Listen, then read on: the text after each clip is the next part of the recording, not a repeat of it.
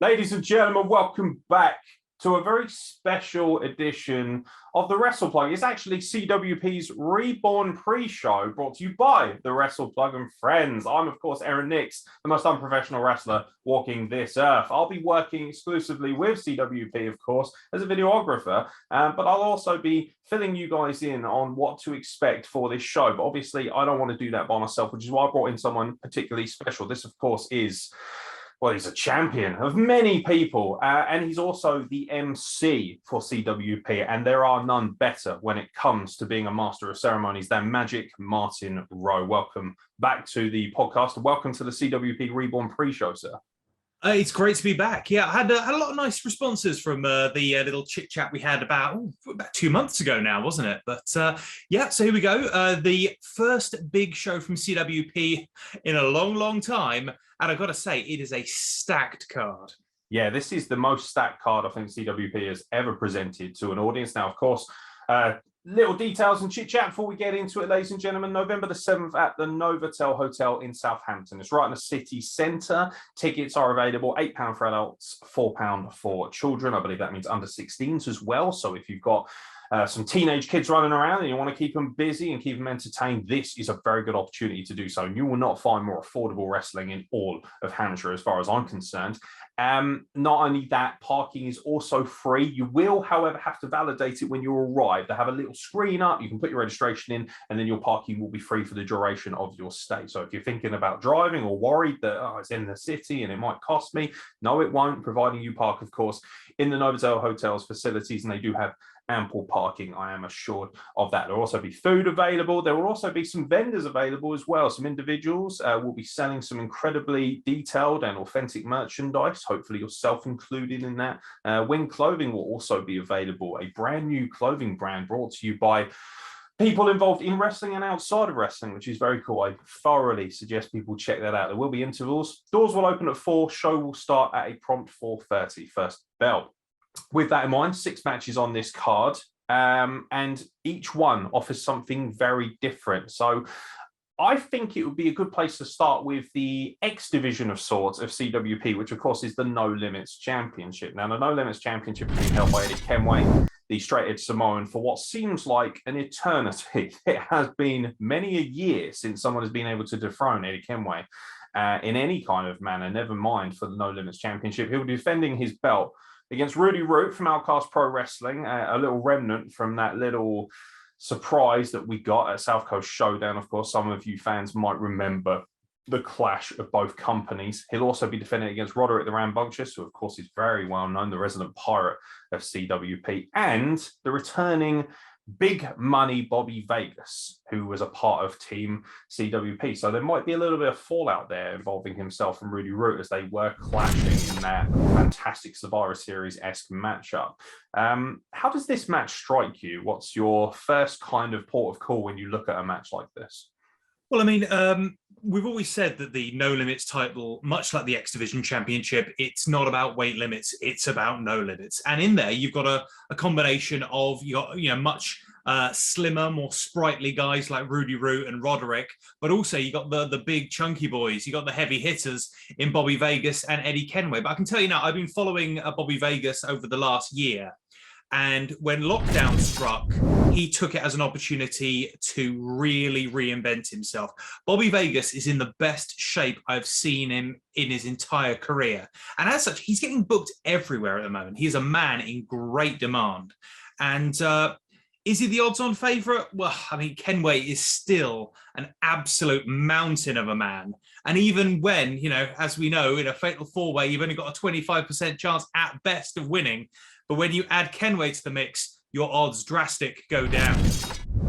Yeah, the Scott Steiner reference isn't lost on me, and I'm incredibly, incredibly happy that you've brought it to the party. I don't see past Kenway in any contest simply because of the longevity of his reign. There's something that I always apply, particularly being a sportsman.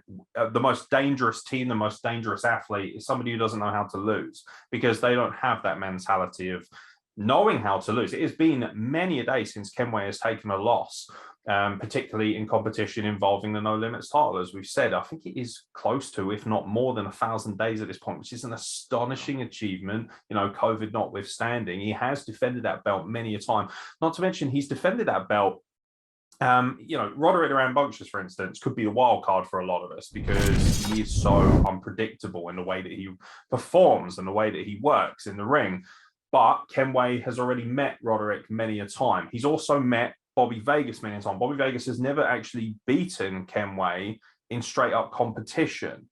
And that will obviously play in. I'm wondering if mentally that might provide a block for Bobby Vegas. But like you say, Vegas is the person who is most in demand. He is by far and away in the best shape of his life. He is the biggest and hottest prospect on the card, some might argue. He is a man who is now being booked everywhere. He works everywhere. You mention a promotion and he's pretty much worked it, at least in the Hampshire vicinity and beyond, it has to be said. He is a seasoned veteran, as is Eddie Kenway. They have the experience.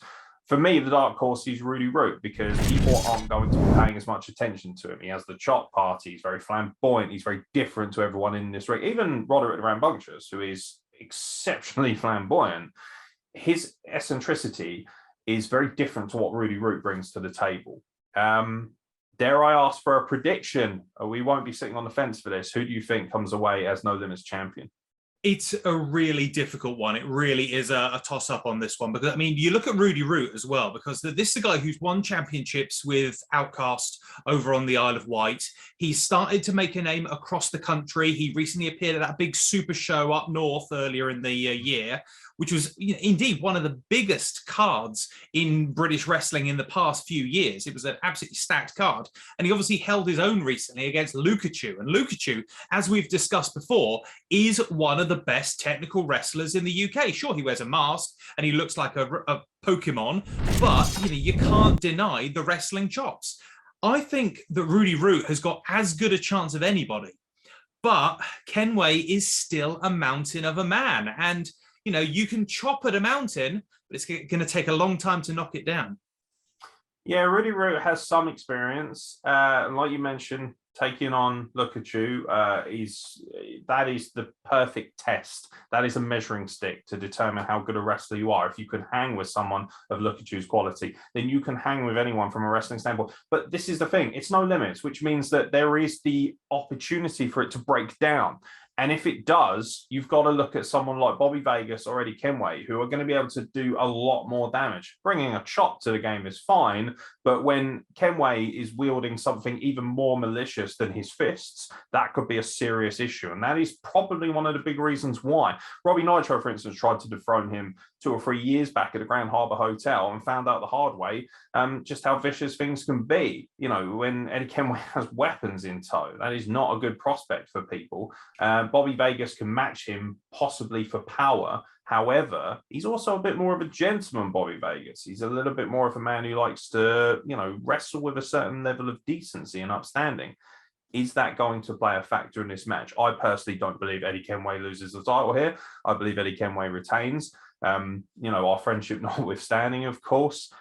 I just believe that he has too much for his opponents, and he's also willing to be a little bit dirty. However, the one X Factor I will mention before we move on, there is no takeover anymore. They were disbanded. He will no longer have a James Daniels in his corner. He won't have a Sky Smithson running interference for him. He will have to do it by himself.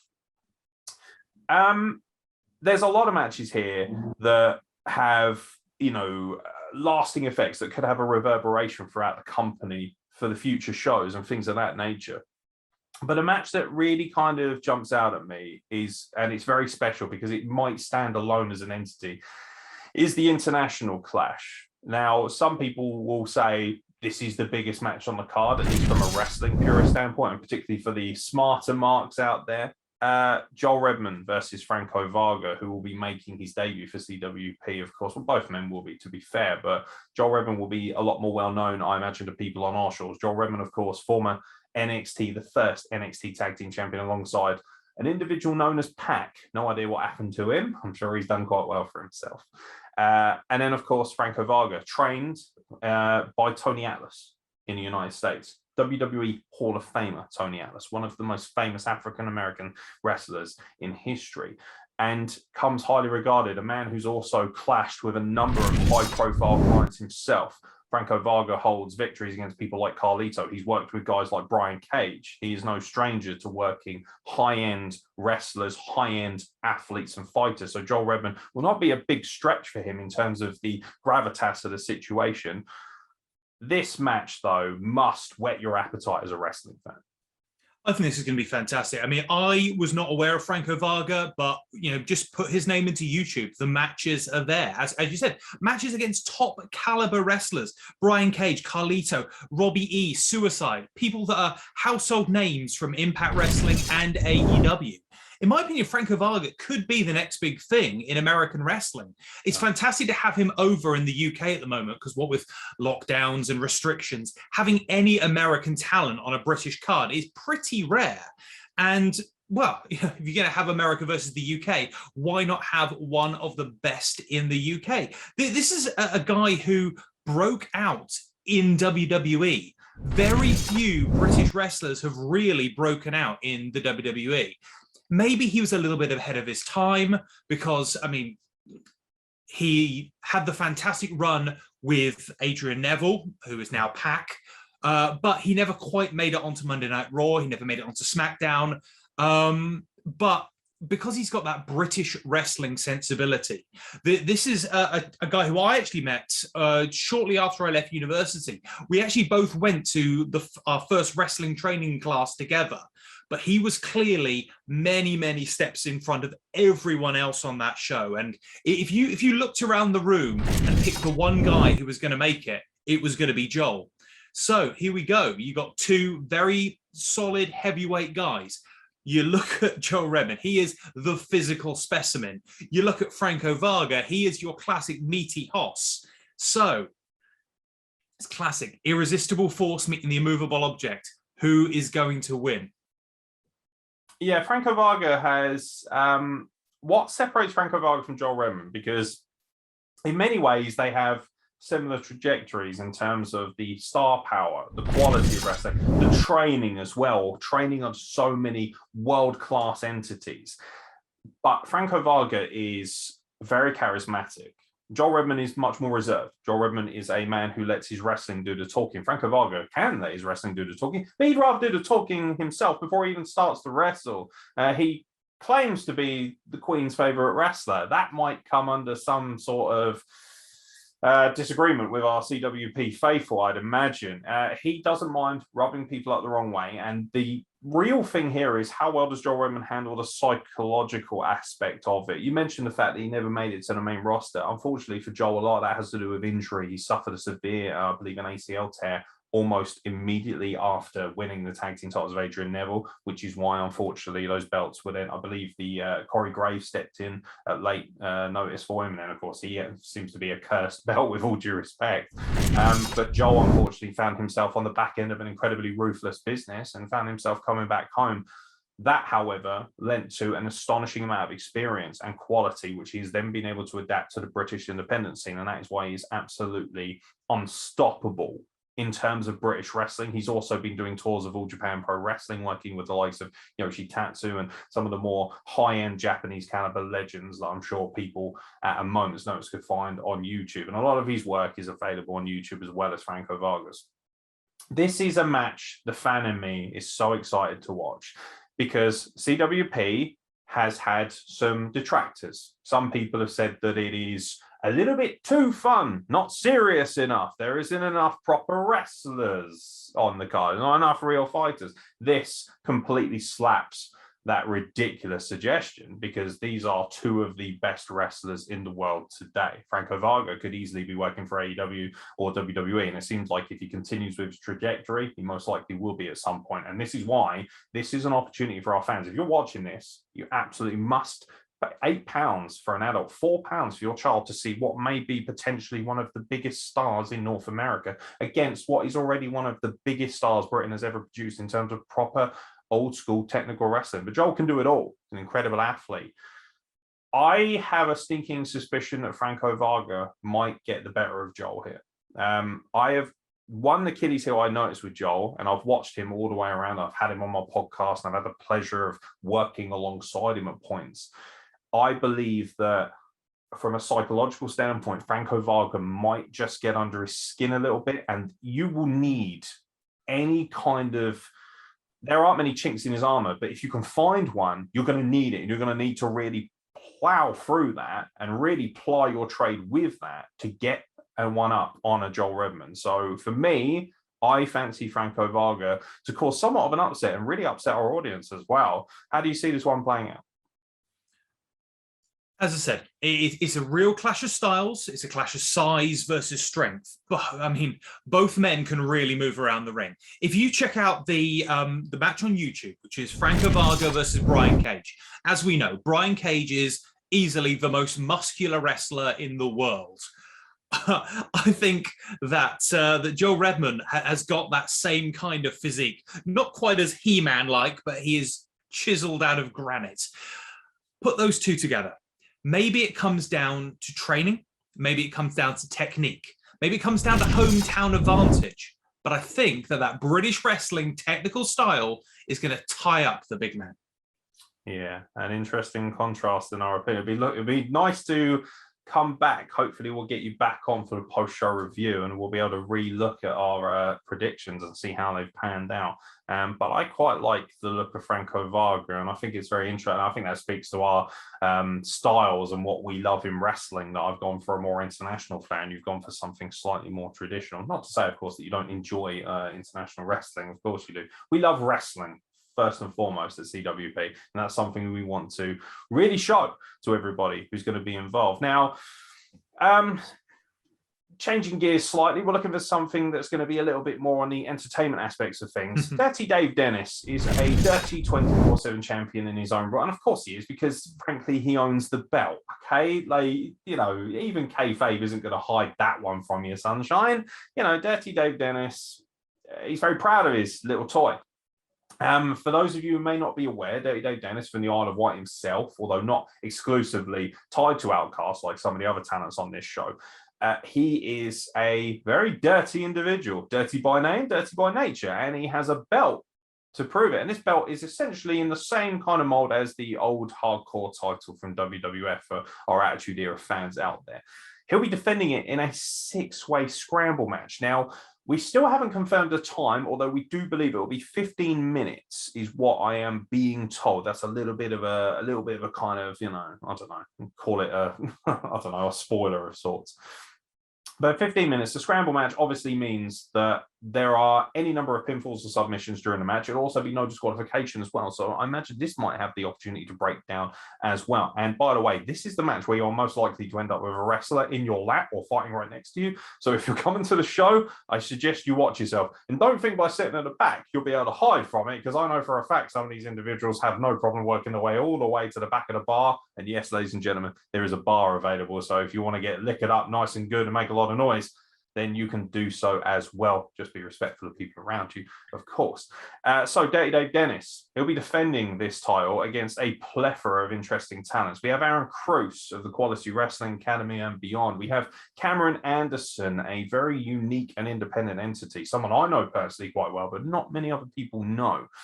We have Frankie T, who would probably associate himself most with Independent Wrestling Elite, of course, IWE in the UK, which is based out of Essex, but also works down the Portsmouth region as well. We have Ebenezer the Geezer, arguably the most charismatic man in wrestling. And we have the unknown entity of Jake Hollister, the pretty boy from the United States. Now, even Magic Martin Rowe, with his vast knowledge of wrestling, might have a hard time piecing together a winner in this absolute clustermuck. Are you excited about the prospect of these 6 men and what kind of untold carnage they might produce in a scramble match for a relatively unknown title belt? Now, both you and myself are of a similar vintage, and we loved that classic Attitude Era. And for me, one of my all-time favorite matches was that hardcore scramble match at WrestleMania, where nobody knew who was going to win. The title changed hands multiple times. Some of the shortest title reigns in history happened in that match. And this is going to be the classic blink and you'll miss it match, because this isn't one fall to a finish. This is in theory infinite falls to a finish. We're going to keep fighting until the very end here. Now, we've seen the videos. We've seen that Dirty Dave Dennis is probably one of the trixiest wrestlers in British wrestling. He has a way of always getting back his precious. But let's look at some of the talent there. Now, you've interviewed Aeron Cruz. I've watched his matches in CWP. I've watched his matches with Quality Wrestling Academy. And this is a guy who, it's that gravity forgot kind of mentality. He loves to high fly. He's a very fast moving character. And you could almost have the Benny Hill music playing for the whole duration of this match, because it's going to be very, very fast paced. So you got Aeron Cruz, who can move incredibly quickly, but I think it's going to be not so much about speed and about stamina. It is about dirty dealings. It's about who is the trixiest character there.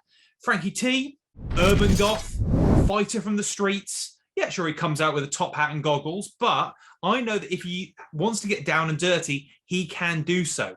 Cameron Anderson, I haven't seen anything of his. Can you tell me a bit more about Cameron Anderson?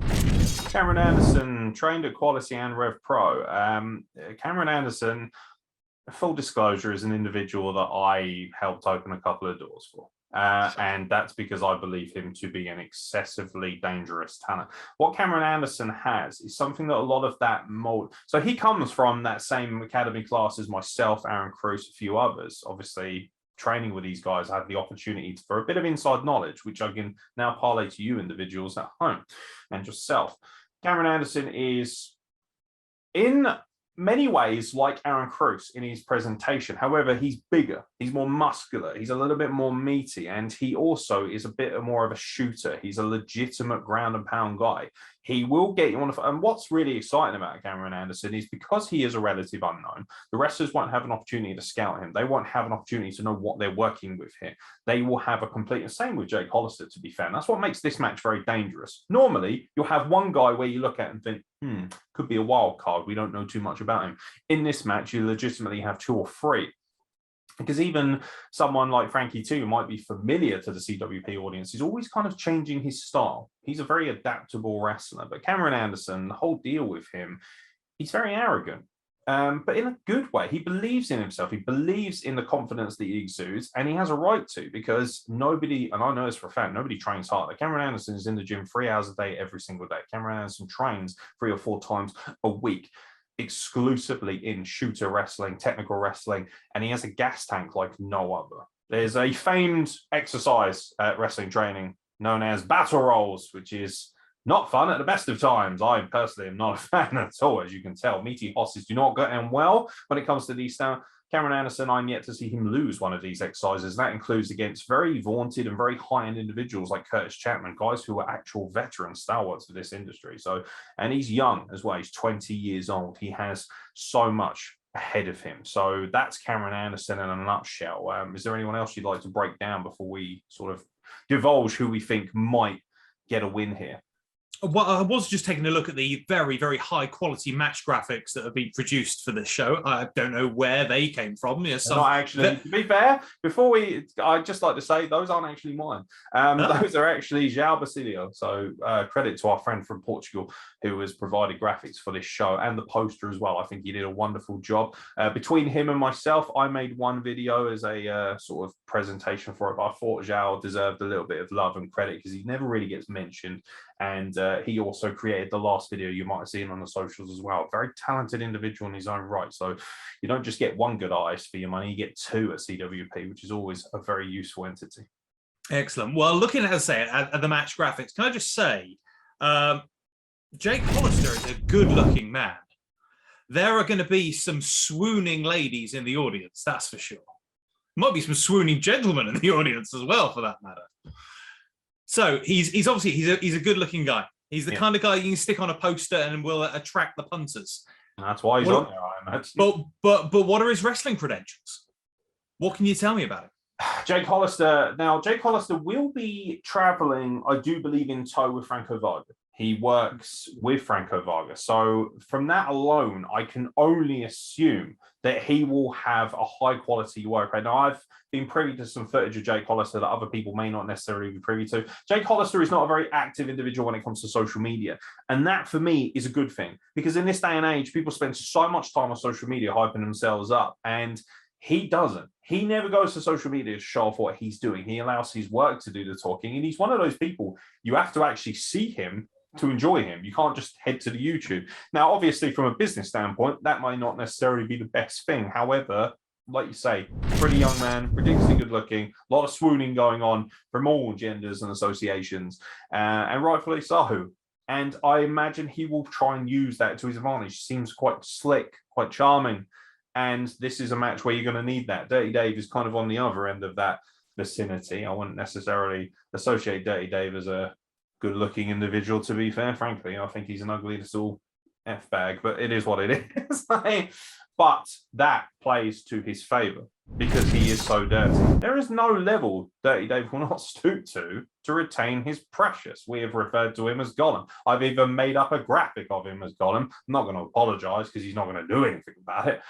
But it is one of those things where you know that he will stoop to any level to retain. And in a match where the belt is designed with him in mind, this is why he will always be in some way the favorite.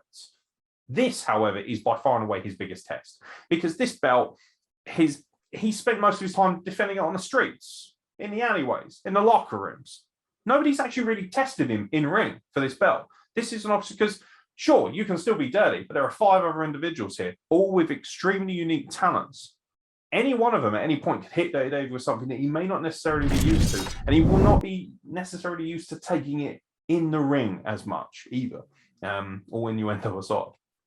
So it is one of those things where I favor Dirty Dave Dennis, and I would probably predict for him to come out of this. But if there is ever an opportunity for somebody to walk away with this belt and hopefully hold it for much longer, because it always seems to, he's the Crash Holly of the dirty division in so many ways.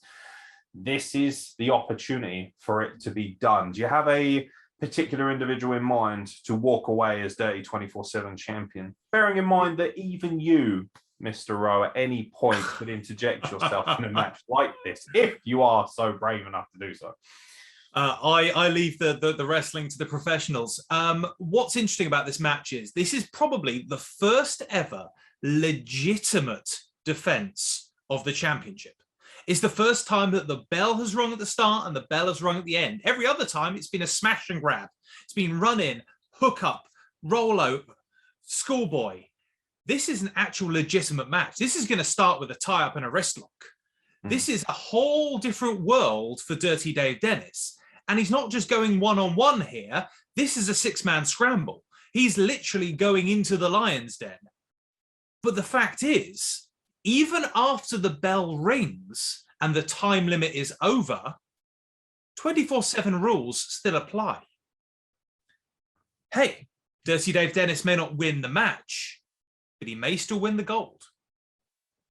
Yeah, and vice versa. It could be a case of he retains and then immediately is usurped. This belt is as much about how quickly you can get out of dodge as it is obtaining it in the first place. Because as we saw with the old hardcore division, Crash Holly was as good at avoiding people, just like Reggie kind of is now with the 24/7 title on WWE Raw. That was just as important. You have to be an escape artist. And for that, my final point is, my dark horse is Ebenezer the Geezer, because he's the only other individual in this match who can be dirty enough, who can be snide enough, but also has a charisma that I don't think Dirty Dave really has. Dirty Dave is never going to charm anyone. I'm sure he'd be the first person to admit that. Jake Hollister is all charm. Ebenezer the Geezer is dirty, charming.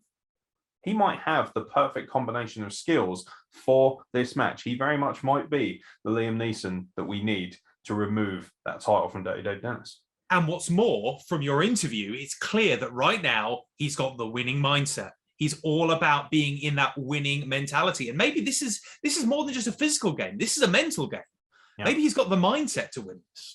Yeah, that was an excellent point you made. And obviously you can check out all of our interviews on Wrestle Plug if you'd like to get a closer look at certain individuals. If there's a wrestler in particular in mind that you like, most of them have appeared, very luckily, on the Wrestle Plug podcast at some point or another, including our wonderful MC, Mr. Magic Martin Rowe, and I highly suggest think you you check that out. Probably one of the more high-end exclusive conversations I've had on this podcast. It can get, frankly, quite dirty, and I'm amazed I haven't sworn at this point yet, but it is what it is. I'm trying to keep it family-friendly for our wonderful people at CWP.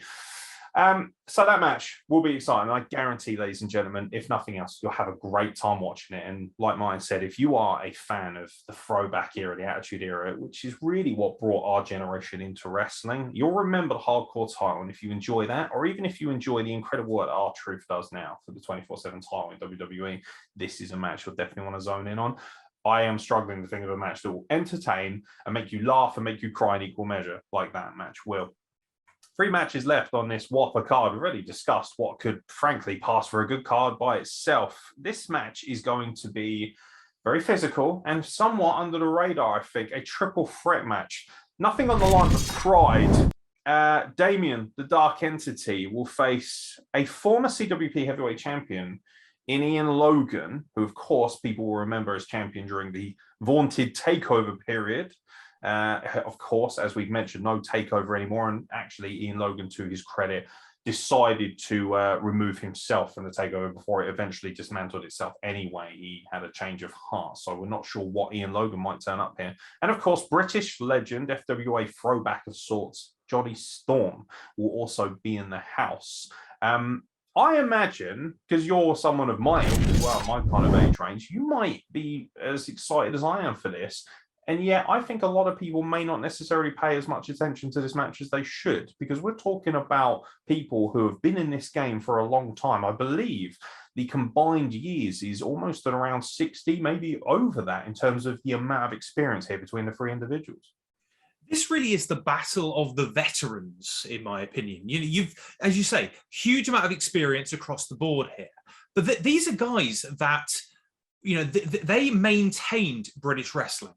There was a big period where obviously we had the World of Sport era and we got the sort of the modern boom period of your Will Ospreays and so on. But there was that kind of fallow period in the middle where British wrestling just needed to keep chugging along. And that FWA era really gave a resurrection to British wrestling. And Johnny Storm was a big part of that. His matches with Jody Fleisch made British wrestling a big thing around the world. He was like one of the first real sort of young high flyers of British wrestling.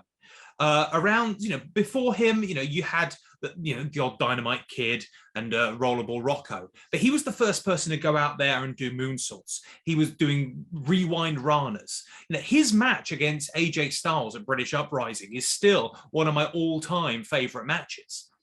So this is a guy who has got the credentials. But then you got Ian Logan. Now, Ian Logan has never stopped training. Ian Logan is one of the head trainers at the Quality Wrestling Academy, along with the Ghost Brothers. You got Damien. Now, Damien has been traveling up and down the country. And, he is a face of fear. He is a larger-than-life character. And he is a walking nightmare. I described him as that once on a Quality Wrestling show. He is a walking nightmare. So you've got high flyer. You've got great technical wrestling, and then you've got that bestial, that wild man mentality. It's all things to all people. And of course, it's triple threat, which means anything goes. So again, go on, tell me, where do you think the win's going to go? My job finds me very up close and personal with a lot of these talents. I get a chance to witness them in person. Damien is unlike anything I've seen. I likened him somewhat to The Undertaker in terms, obviously he isn't The Undertaker. He is his entirely own entity, and he is in some ways much more demonic, much more deranged than The Undertaker. The Undertaker was very methodical about what he did, but I watched from a vantage point that no other person would have other than maybe the referee, and I did not envy their position. He demolished Frankie T in the main event to retain the IWE National Championship. He hurt Frankie T. He battered Frankie T. And as we've mentioned before, Frankie T, a very, very wily veteran in terms of this business, somebody who can get the job done, someone who's faced larger men before. I was alarmed at how much Damien beat the everlasting beef out of the man. It was actually very, very nerve-wracking to watch. It was very unpleasant and uncomfortable. It was extremely uncomfortable, and that's what Damien does. He makes things uncomfortable. Damien has, I mean, I've shared a ring with Damien as well. I was in the last CWP Rumble with him, and we exchanged blows, and he's so physical. Like, honestly, it left a lasting impression on me. One open palm strike from Damien almost ruptured my eardrum. And I am 6'4", 300 pounds. And I was completely knocked back by the extreme aggression and violence. Because it's not just the fact, we're talking about a man here that's 6'4", 6'5" in his own right. He is a huge man. He is 280 to 300 pounds himself. And he is a wall. And there is no, you know, like myself, there's some jiggly bits and whatnot. There isn't anything like that with it. It's a slab of hard-hitting meat. However, if you are going to rise above that and everything that comes with the psychological damage that he can cause, you are talking about the two biggest veterans you can ask to throw in this ring, especially with the absence of Chris K for this show.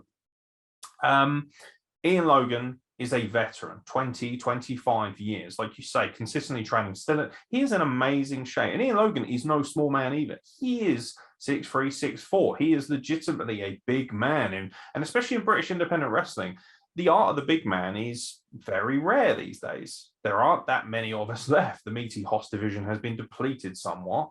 And Johnny Storm, although not in terms of stature the biggest man, wily and a veteran, and he has been around long enough, and you don't last this long by getting dispatched by individuals like Damien, which is what makes this match for me an incredibly difficult contest to call, because I'm looking at Damien and I'm thinking, against anyone else, he would destroy them.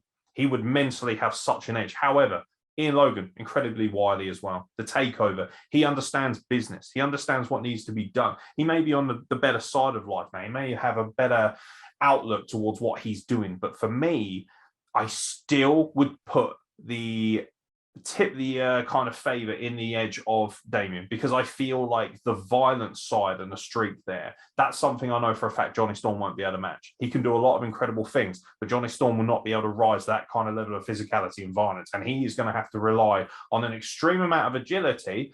And some people might argue, I wouldn't personally, because I've had the pleasure of seeing him recently as well. Some people might argue that although he's still athletic, he's not nearly on the level that he used to be when he was having those incredible contests with Jody Fleisch, who does have a slight age advantage over him as well. Jody was always a slightly younger man, and it's just a freak of nature in his own right, Jody Fleisch, a man that I love dearly. And you mentioned the pillars. One of the pillars might fall in front of our very eyes. How do you feel about this match? As I say, Aeron Logan is a man who has never stopped training. This is a guy who, at the moment, is not just wrestling up and down the country, but he's also training the next generation of wrestlers. So, in theory, if anyone knows every trick in the book, it's Aeron Logan. But then you take someone like Damien, who doesn't even read the book. He eats the book. You know, he burns the book in front of you and says, "What are you going to do now?" Johnny Storm has been on the scene for, well, he's probably one of the longest tenured wrestlers in British wrestling at the moment. And he was fighting a very fast-paced, hard-hitting style for a long time. But he has kept going. He's got longevity. He's outlasted a lot of that FWA era of wrestlers. Yeah, there's a lot of chaps there who were at the top of their game at the same time as Johnny, and they've fallen by the wayside. But how has Johnny maintained for so long? Has he learnt how to protect himself? Does that mean he's going to be a little bit on the back step? Is he going to be more worried about his own well-being rather than securing the victory? Because you look at Damien, he's prepared to put his own body on the line. He's got that Mick Foley mentality of he'll happily hurt himself to hurt you even more. So, okay, so you've got longevity. You've got skills in the ring. You've got absolute bestial rage. I still think that Aeron Logan's got it, because this is his hometown. Aeron Logan has got more CWP experience than any of the other wrestlers in this match. Maybe this is Aeron Logan's chance to step forward and say, look, I'm still here. Maybe this is his chance to step up and prove himself to be a contender for that heavyweight championship. Yeah, Aeron Logan's been absent from CWP for a little while. He was the champion for a number of months and was highly effective. And the one advantage that an individual in this match will have is, of course, don't count out the fact that there may be a distraction in play. Damien might, be distracted with Johnny Storm, and that might open the door for Ian Logan, or vice versa with Johnny Storm and Ian Logan. The triple threat dynamic may be the undoing of Damien. But as somebody who personally has had a lot of experience with two of the three individuals, Ian Logan, I'm very proud to say, was probably the best trainer I ever had, and somebody who was very invested in me when a lot of other trainers weren't. And I've always had a lot of love and respect for Ian Logan. So I think from a personal standpoint, I will very much be looking to, my heart will definitely be rooting for Ian Logan. But I think from a more realistic standpoint, I still don't see past the Violent Barrage with Damien. But it won't be the only Violent match on the card. Our penultimate matchup is arguably our most visceral matchup. A hardcore grudge match between two individuals who is well known at this point own their respective companies. Outcast Pro Wrestling's owner, somewhat champion at times, tag team champion, multiple title reigns, Jackson Arrow, the ever charismatic one. He'll be facing CWP's owner, the heart of CWP for many, Robbie Nitro, who has been very, very hard at training. I know this for a fact. Both individuals bring a real guttural hatred of each other. Outcast Pro Wrestling has made it very clear, and their talent have made it very clear, including Rudy Root, the snotty little gob. He has made it very clear. He's had comments for everybody. He's been mocking me on social media as well, and that's not going to work out well for you when me and you meet, Sunshine. But this is a match between two people who don't like each other. And then you throw in the X factor of likely we are going to have OPW's general manager, Cliff Foster, at ringside, whether that might bring Kelvin J into the fold, because I know Kelvin, who of course is the general manager of CWP, he likes to kind of watch things from afar. He's not the kind of guy who likes to be in the spotlight. He would prefer if maybe Martin Rowe did the talking for the company, which is why you are such a valuable mouthpiece for us. Thank you. There's a lot of bad blood here. Robbie has made it very clear to many people that he hates Jackson Arrow. He hates what he stands for. He hates the fact that he's this young upstart that, he almost trained himself to be a professional wrestler. And it has to be said, a very good one as well, and a very athletic one. Jackson Arrow reminds me of a young buck, and he wrestles very much like the young bucks. He has a very kind of, I don't know, almost like an ignorance towards the business that came before him, because he believes that the trail that he carves is more important than the trail that he walked to get here, or that people carved so that he could arrive here. Robbie Nitro, very invested in traditions and old school mentality and locker room respect. He's the handshake man. He's the man who, he will be kind and he will give opportunities, but he expects you to do it the right way, in the old school way. And that's another thing that I think has really ruffled their feathers. Both of these men, there is no sugarcoat about it. They hate each other, and the companies hate each other too. And, I've become a little bit disenfranchised with the idea of being a CWP boy. And I sit here and present, but that's because I feel like I owe something to our fans and to the people watching. And most importantly, I believe that Wrestle Plug has always been at the forefront of promoting good, honest, independent British wrestling. And he's one of the champions of that. Do you, as an employee, as somebody who obviously knows Robbie, who's worked with him closely, is it hard for you to personally detach your feelings when you're going to watch a match of this nature?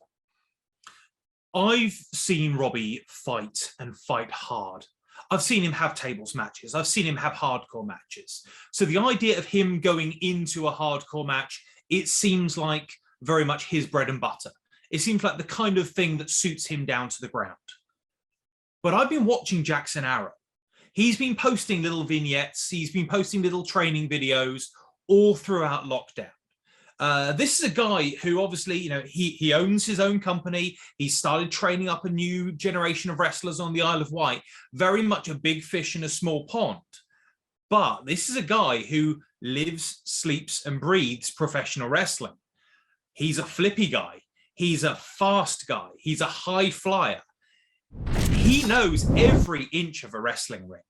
They talk about Grand Metalik as being the king of the ropes. He's got that same kind of king of the ropes mentality. He can, dare I say it, he'll be able to run rings around Robbie Nitro.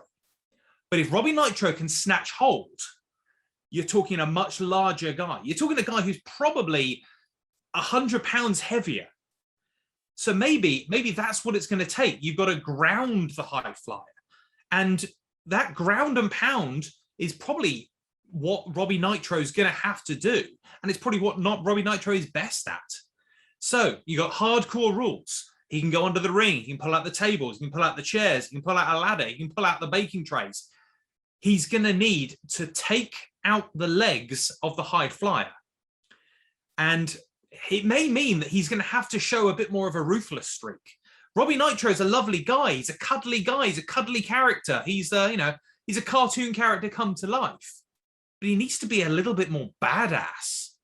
And I haven't seen that badass thing yet. I've seen some hard-hitting matches, but I don't think I've ever seen him be brutal. Maybe he's going to have to be brutal. Maybe he's going to have to go for the knee. He's going to have to hit the chop block. He's going to have to watch some old Ric Flair tapes because he needs to stop the high-flying aerial offense of Jackson Arrow, because all it's going to take is one shot off the top rope, and it's a 1-2-3. So Jackson has got the skills. Robbie Nitro needs to find the brutality. It's been over 3 years since Robbie Nitro had a singles match for CWP as well. He's won half of the tag team champions with Roderick around Rambunctious. That means that he's had a crutch, albeit a stupid one. Everyone knows I don't really like Roderick that much. That's fine. Personally, it's upsetting, but I feel like my love for Robbie Nitro has waned a little bit. I'm very much frustrated at the fact that he's not allowing other people to fight the battles of CWP as well as himself. Even that 5-on-5 match at South Coast Showdown, I saw cracks appear in his mentality. They couldn't get the job done. There was no outright winner, which is why we're having this contest. It was originally scheduled to be a lumberjack. There was a lot of posturing between both companies. Of course, Outcast, they want their owner. Cliff Foster interjected himself, the Weasley little rat that he is. He had plenty to say, and they postured themselves into this match. They feel that this match works better for them. And of course, Robbie Nitro was going to agree because he wanted his hands on Jackson Arrow. But it frustrates me that Robbie wants to put himself front and center all the time at his own. I understand that. And I imagine if I ran my own company in this kind of, but I would also want to know and recognize that there are other people who can fight the same battles with us. You fight alongside people, you don't fight ahead of them. And Robbie Nitro emotionally might be too over the top for this. However, like you say, Jackson Arrow is not the biggest of men. He's in amazing condition, but being in amazing condition is one thing, but how well can your body hold up to taking punishment? When you get driven for a table, that is a unique and very violent experience. It's almost like an out-of-body experience.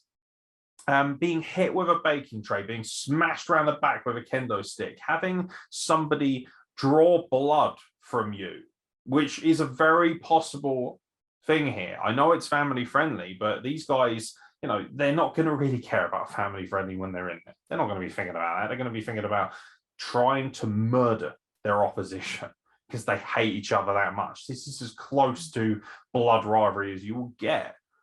Robbie Nitro has more power. He has more, some might argue, technical ability if he chooses to use it. But I don't think that's going to come into play here. I really don't. I think this comes down to, can Robbie Nitro catch him? I think you're on the money then. If he can catch him, he'll get the win. If Jackson Arrow can remain elusive and test the gas tank of Robbie Nitro, Robbie could be in serious trouble. And don't forget, he might be a pathetic wimp of a human being, but Cliff Foster will provide enough distraction. He will need at some point to isolate him or neutralize him, I think, if he's going to have any chance of winning this matchup. Because as much as I like Kelvin, he's a bit of a wet noodle when it comes to confrontation. And he will most likely not really interfere in his own right, despite the fact that he probably could take Cliff Foster if he wanted to. But I know Kelvin enough to know that he is too nice. And being too nice in this business gets you hurt. This is a hardcore match. Let's go old school. Let's go ECW right here. Imagine you've got an ECW main event at the Hammerstein Ballroom. On one corner, you got Balls Mahoney. In the other corner, you've got Rob Van Dam.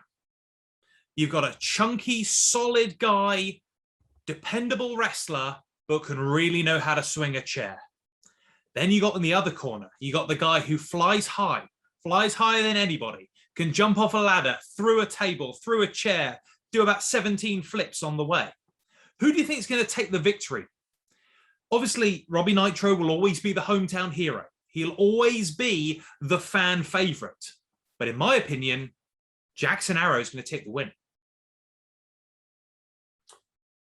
It's a hard one to call. I could, allow myself the indecency and the unprofessionalism of saying I hope Jackson Arrow kicks Robbie Nitro up the backside, because that will, in some ways, hopefully bring him about and make him realize that the company is more than him, which is my personal opinion. I know it's not shared by a lot of people, but that is my personal opinion. But I must admit, I personally think that the wave of emotion will be enough to carry Robbie, and I feel like that's what's carried him this far. I do feel like he's got away with a few, and he's got lucky with a few. But credit where it's due. I want to see Robbie Nitro from 3.5 years ago when he faced the heavyweight Heartbreakers, when he was unfortunately forced to bleed in a very violent tables match. I want to see if we're going to have that Robbie Nitro, or if we're going to have dumb, stupid, pirate hijinks Robbie Nitro, pandering to his idiotic, alcoholic little friends who has no business being in the same ring. That is up to Robbie as to which individual he chooses to bring to CWP. I hope, for his sake, he brings the Robbie Nitro who knows how to fight, because if he doesn't, Jackson Arrow is going to embarrass him. And not only that, this will put a cap on the rivalry, and the thought that in CWP's own backyard, in their most successful arena in the Novotel, the idea that Jackson Arrow could absolutely embarrass him beyond recognition and beat him and end the rivalry, essentially with the motto of outcast is better, that is pretty much unthinkable. And for people like ourselves who have to work here, who have to work for this company, that's not something that we can really, really afford to think of in our own right. It won't be the main event, though.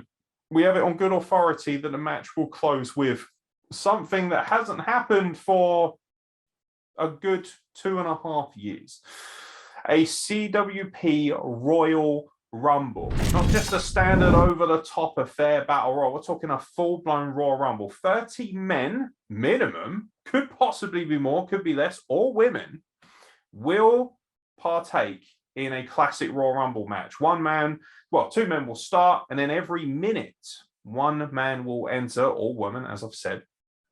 This is a radical match, because there is any number of untold individuals.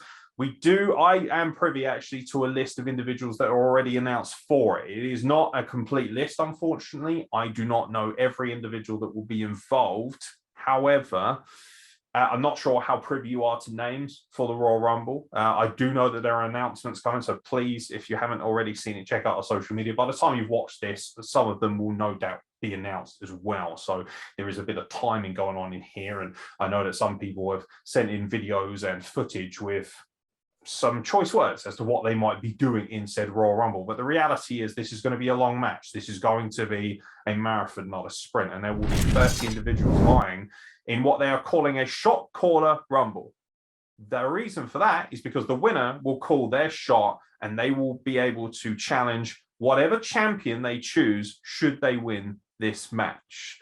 What's your thoughts on it and everything that this could really give us as a wrestling fan before we break down the names and the individuals that already have been announced for the Rumble? Obviously, every time there's a Royal Rumble, it's unpredictability. When that countdown happens and when that buzzer sounds, you don't know who's going to be coming out through the curtain.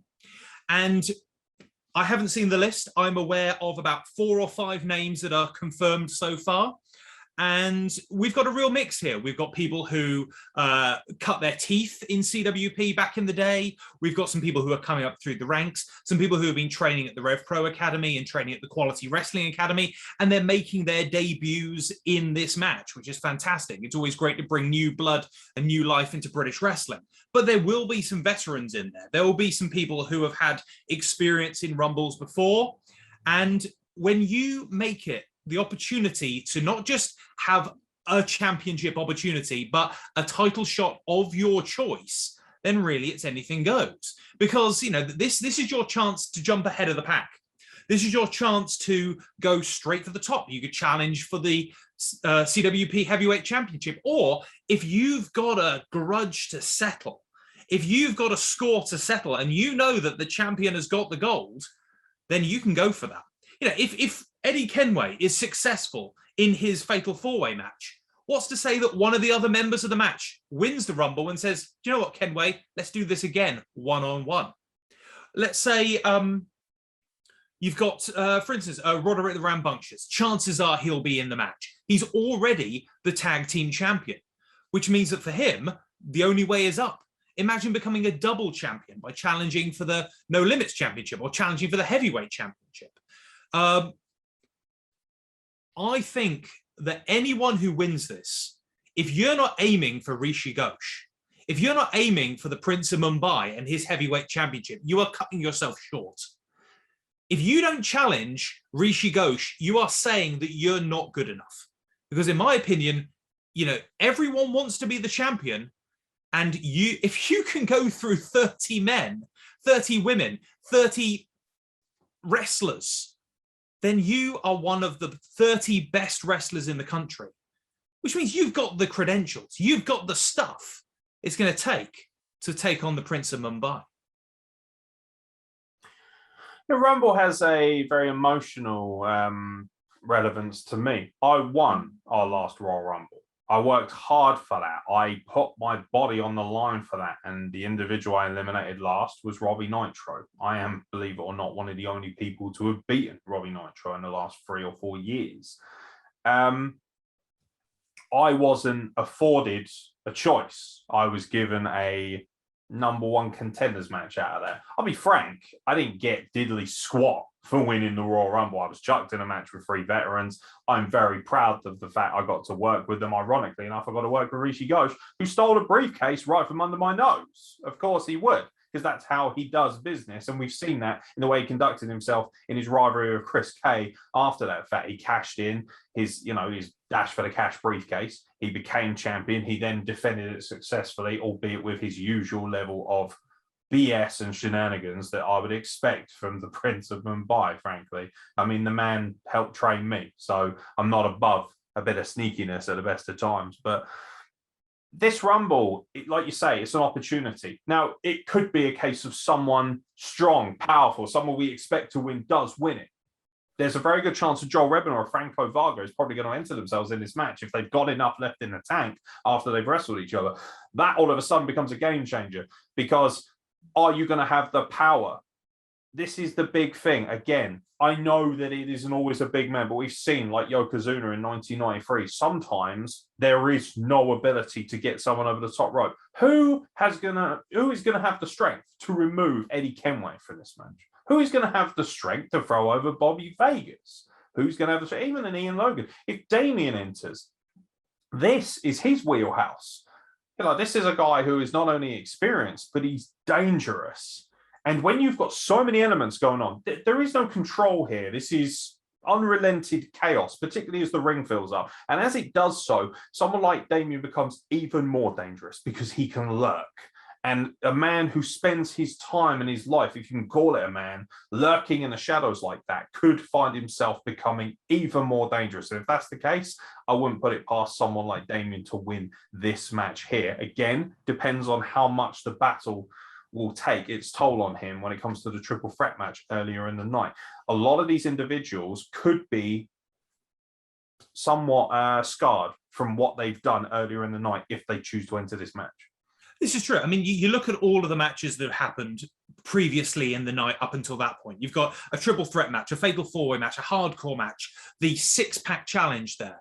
These are all hard-hitting multi-man matches. So to go from a hard-hitting multi-man match into a 30-person Rumble, you know, it's a match which is all about longevity, then, you know, you're not going to go half-hearted in your championship match earlier in the night on the hope of winning the Rumble. You're going to focus on your match, and then if you've got anything left, you go for the Rumble. So maybe it's one of these surprise entrants. Maybe it's one of these people that we haven't seen earlier in the night who are prepared to go the distance. If they get drawn number one, they're going to be in that match for at least half an hour.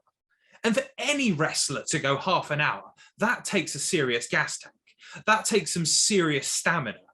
So, okay, potentially you enter at number one. You're there for 30 minutes. But imagine if every person that comes into the ring has got scars and cuts and wounds from their matches. Maybe that young upstart, maybe that fresh face, maybe that debuting wrestler could be the perfect person to win the whole Rumble. Luck of the draw as well. You know, I mean, people are going to equate this to the WWE Royal Rumble. It will be in a very similar vein, albeit with an even more rapid sequence of entrants. Being late, being a late draw, it doesn't necessarily guarantee you a win. But like you say, if you're buoyant, if you're an Eddie Kenway, for instance, if you retain your No Limits Championship and you're feeling buoyant and confident, and then you draw number 27 or number 28, damage could really, really help, you know, just elevate you towards that greatness of winning a Rumble as well. And that could be unprecedented. If we have somebody win a title, if somebody who already holds a title then wins that. I agree with you. If you do not signal your intent to challenge Rishi Ghosh for Prince Mumbai for the CWP Heavyweight Championship, I think it speaks ill of you. If I'm in this match, I have only one interest, and that is lobbing every single scrub over the ropes and making sure that when it's all said and done, that I get my opportunity to pummel that little gimp's head in. That's all I care about, is being a champion. And if you're in this business and you care about anything other than holding gold, then frankly, you need to get out of my way and get out of the way of people who are much more serious about this business. It's hard to predict. I do have some names here, however, that will be in this match. Confirmed already, Robbie Nitro, of course. Unsurprisingly, I mean, you know, he would put himself in there anyway, because got to get yourself over, and you got to Mac Daddy. Eddie Kenway, confirmed for the Rumble, which could be incredibly dangerous. Ebenezer the Geezer. This is where it gets interesting, however. We have individuals from two competing companies, ACW based in Poole, which isn't too far away from Southampton, and of course, OPW, Outcast Pro Wrestling. Jackson Arrow isn't coming alone. He's bringing a bootful, a binful, it might be said, of some of his friends. I know that Jay Proctor is scheduled to be a part of this. I know that Scrappy Jack is scheduled to be a part of this. Individuals you might have recognized: Axel Chaos, Max Carnage, the Cult of the Apocalypse. I've got to stop you there. Max Carnage. He's like you, but probably a foot taller. I have seen and probably a foot wider. Okay, right. We might have a new favorite there. Carry on. Yeah, Max Carnage is a name that jumps out to me. Dangerous, huge, massive, like the kind of guy I would have a problem with myself. I don't mind admitting that. I mean, I'd still slap him across his ugly face, but he is somebody who could be quite difficult. I don't even know if I'm scheduled to be in this Rumble. This is really disappointing personally for me. I've trained extensively hard and got myself in good shape for this. And it's very disappointing that I might find myself just behind the camera. And if that's the case, unfortunately, that's the case. I would personally like an opportunity, if nothing else, to size myself up against some of these individuals, particularly some of the Outcast Pro Wrestling individuals who seem to think that they are above our company. But I'm extremely excited by individuals from ACW in Poole. This is a brand new entity. This is a brand new company. Now, Joel Redmond works very closely and trains a lot of their individuals. So you know that they're going to be very dangerous wrestlers. But wrestling doesn't play in as big of a... For instance, I'm not a wrestler. I'm a fighter.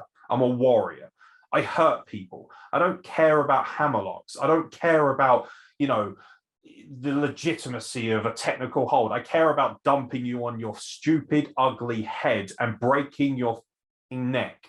That's how my business works. So is that going to play a factor? Not for me. If an ACW guy tries to lock up with me, that's great. I will still launch you into the ether. So that might play a part as well. But I can't help but look at someone like Franco Varga. If he chooses to come into this match, particularly if he wins, as I'm thoroughly expecting he might do against Joel Redmond, he might have an incredible amount of opportunity in this chaos. You know, OPW guys are going to be at war with CWP guys. ACW are going to be looking to kind of make their mark, make their presence felt, make it known that, yeah, okay, we're not technically at war with CWP like Outcast, but we still want to represent, we still want to show off our brand. And for me, someone like Franco Varga, who doesn't care about any of that, who is an independent entity, who is essentially on his own. And don't forget, he is friends with Jake Hollister. He may use that to his advantage. We may see alliances in here. Cult of the Apocalypse. If all three of them can get in at the same time, that is going to be a terrifying prospect for anyone else in the Rumble, because they should theoretically be able to start destroying people.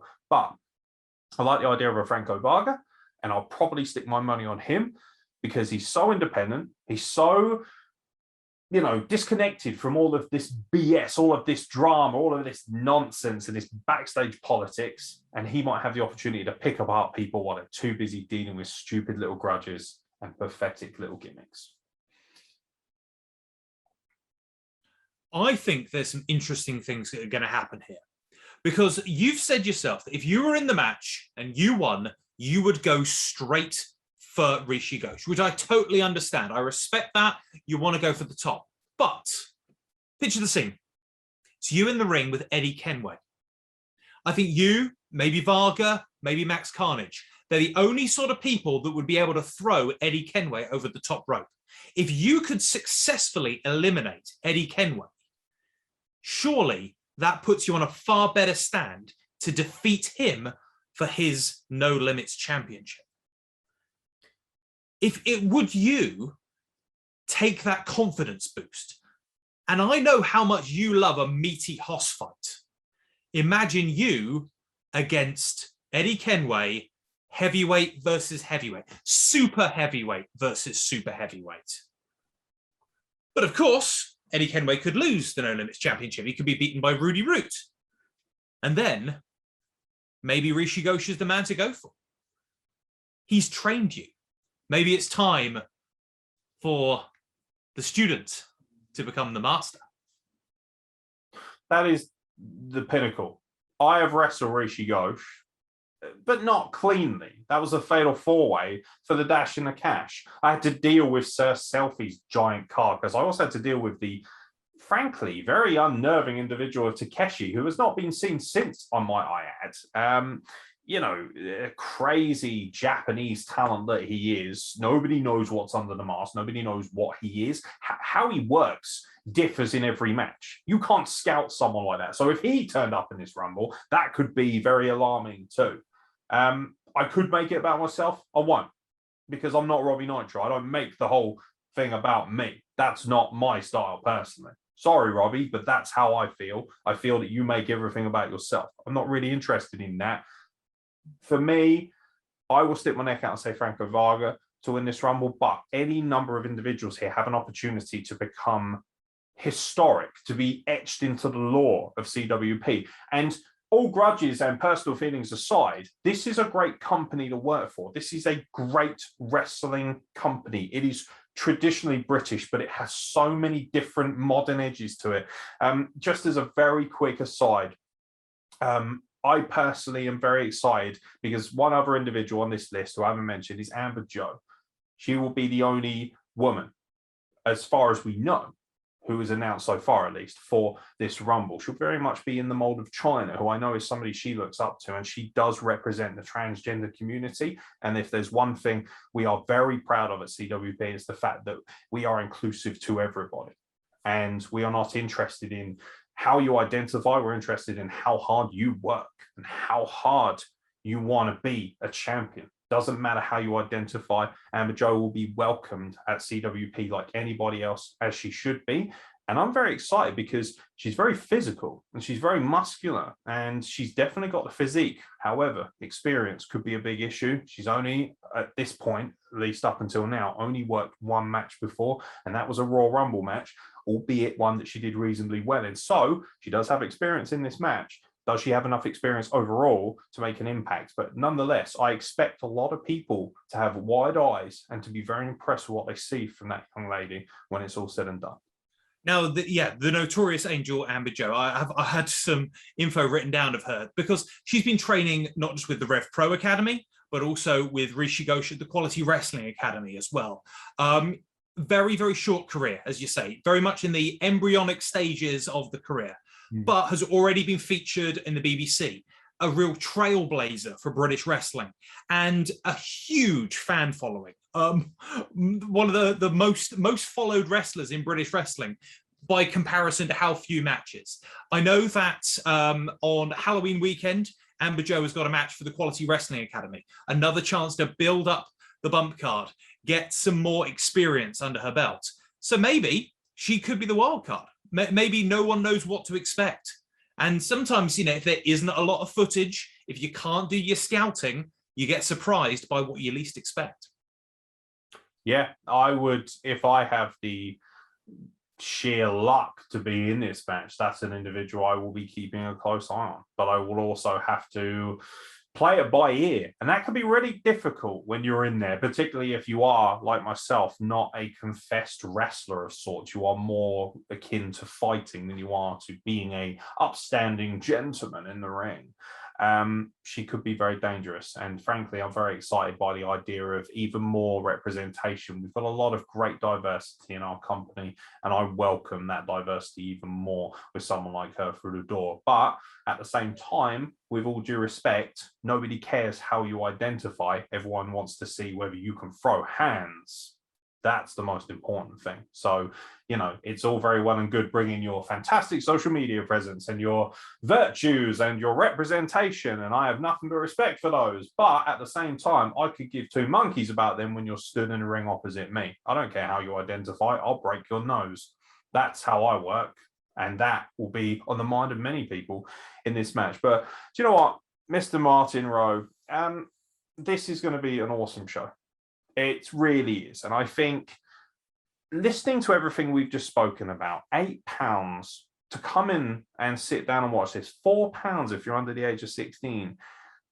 If you can find better value in the entire British Isles when it comes to independent wrestling, I would love to see it. I don't think anyone can match this company for value for money. And with that, you get to see a plethora of world-class talents and genuine legends. You get to see ex-WWE guys, ex-TNA graduates and things of that nature. You get to see guys who are working with some of the best wrestlers in the world, period. You get to see some of the more flamboyant and more eccentric characters you're probably ever going to see in a wrestling ring. And you also get to see a legitimate Royal Rumble. There are no cheap get outs here. There's no cheap battle royal with 10 guys at the end. This is a legitimate Royal Rumble, and you also get to see some real blood rivalry in some matches that are very deeply personal between the athletes involved.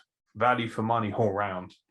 If you have never been to an independent British wrestling show before because you've got these preconceptions about, oh, well, it won't be as good as WWE, well, take a look at not SmackDown, not Monday Night Raw, look at NXT. It's a smaller room, smaller crowd, and the action is right in front of you. That is the kind of experience that you get when you go and see independent British wrestling. You can hear every thump, every bump. You will be amazed by how loud a wrestling ring is when someone takes a body slam. You'll be able to hear every little grunt and groan. Dare I say it, you'll be able to smell the wrestlers as they come to the ring. If you've never been to an independent British wrestling show before, you will be hugely impressed. And sure, you may have never seen the wrestlers before, you may never see the wrestlers again, but you could see the next big star before they become huge. And this is your chance. Come down, £8, you've got nothing else to lose. We're on this lovely little period now where Christmas is still a distant memory. Halloween's just happened. You've got nothing else to do. Come on down and join us. And you never know, you might have the best night of the year at CWP. Yeah, putting my marketing hat on for a moment, I genuinely believe in this product. I genuinely believe in this company. I don't like the way that certain people get in the way of it, but I genuinely believe in this company. And I'm sick and tired of hearing people speak ill of it from outside sources and things of that nature, because they're not part of the inner workings. They don't get to see the graph. They don't get to see the amount of work that someone like Martin Rowe puts in, helping out, putting out posters, things of that nature. They don't get to see the inner workings of our camera guys, of our people working backstage, running around, trying to help people out with things. They don't see the unity and the passion of the locker room for the most part. They don't get to see all these incredible inner workings. And for £8, you will not find better value in the country. I personally don't agree with overcharging fans anyway. I think it's disgusting that certain companies, some more local than others, will charge an astonishing amount of money even for your kids to get in the door. We will not do that. And let's not forget as well, it's charity wrestling promotion. We will be raising money for a number of charities throughout the years, and particularly at this show as well. It is important to us that we give back to the community involved. That money goes back into the community. We don't line our wallets with it. We line the pockets of people in need. That's what's important to us. And that's why the company motto is help us to help others. We're not interested in doing ourselves favors. We're interested in entertaining you and giving you a full day's entertainment. And one more thing as well, the voices, Seth Orioki will be in the house, coached by will.i.am, an incredibly talented individual, an amazing voice, and he will genuinely be bringing his skills to this show, and he'll be entertaining you during the intermissions, and he will be very accessible as well. So you might have the opportunity to come and get a photo with a legitimate pop star, a guy who is working so hard to be a great name in the music business. You get all that. You get cooked food at the venue. There is a bar at the venue, and you get all of this for £8 on entry. There'll be merchandise available, like we say, from our friends at 1310 Apparel and Win Clothing. Of course, Mr. Martin Rowe himself sells ridiculously beautiful and authentic masks, which you absolutely must have a look. If there's anything a kid could come away from more as a present with than a mask, I'd like to see it. If I wish those masks were on sale when I was a little kid going to wrestling, because that's cool. Everyone wants to look like Rey Mysterio. Everyone wants to look like a luchador. You could play out your greatest fantasies, and who knows, that might be what spurs on your child to become an athlete, a wrestler, a fighter in his own right. That's so cool, and you're afforded all that opportunity. And Martin does that while also providing us with some of the most professional and best emceeing in the business. And that's why he is growing, and that's why he is found at so many different companies. Any final thoughts, mate? I am really looking forward to this show. This show's been a long time coming. I've been working with CWP now for nearly 3 years. And unfortunately, a big chunk of that was during the dark times. Well, those dark times are behind us now. It's all bright lights ahead. And this is called rebirth for a reason. We are reborn. We are ready to, show people what British wrestling's about, but also show people what international wrestling is about, and also have that classic sort of variety show feel to it. There will be matches here that you will never see anywhere else. You will see wrestlers here that you may not see in other wrestling promotions, but also you will see future stars and stars of the past as well. The past, present, and future of British wrestling at CWP. Yeah, there is, Stacked doesn't begin to cover it. I'm surprised they didn't go with the name of the pay-per-view as CWP Stacked, because it is loaded to the absolute core with everything from, upstarts, young guys like Cameron Anderson just starting to cut their teeth, and Amber Joe as well, young women with such a vibrant future. But they're also the legends of this business like Franco Varga and Joel Redmond and Ian Logan. There are the stalwart veterans, the journeymen, the Damians, the Johnny Storms. There's the charismatic, flamboyant idiocy of people like Roderick the Rambunctious, Ebenezer the Geezer. It literally is. If you can't find something to enjoy on this show, chances are you don't enjoy anything, and I'm sorry that it's got to that point for you. But honestly, with everything we've been through, with a year and a half of uncertainty, and for independent artists like myself and mine struggling to make ends meet, it is very cool to be back home, to reopen the doors for Southampton's preeminent and only truly honest professional wrestling company that is based in Southampton, might I point out. This is going to be a really cool time. So don't forget, ladies and gentlemen, November the 7th, the Novotel Hotel in Southampton, £8 for adults, £4 for children. Tickets are available on the door, or you can contact CWP via social media. I know there are only a few days from when we release this until the actual show. It'll be this Sunday. Obviously not when we're recording, but it will be this Sunday, and you can still get tickets. Tickets will be available, and trust me, even if we pack out all the seats, which I open to do, there will be standing room as well. We will make sure that everyone who affords themselves an opportunity to come and watch us gets an opportunity to see us do what we do best, which is entertain people through the incredible medium that is professional wrestling. From myself, Aeron Nix, and from Magic Martin Rowe, thank you very much for watching the CWP Reborn pre-show. We hope to see you this Sunday for one of our all-time great events in professional wrestling, CWP Reborn.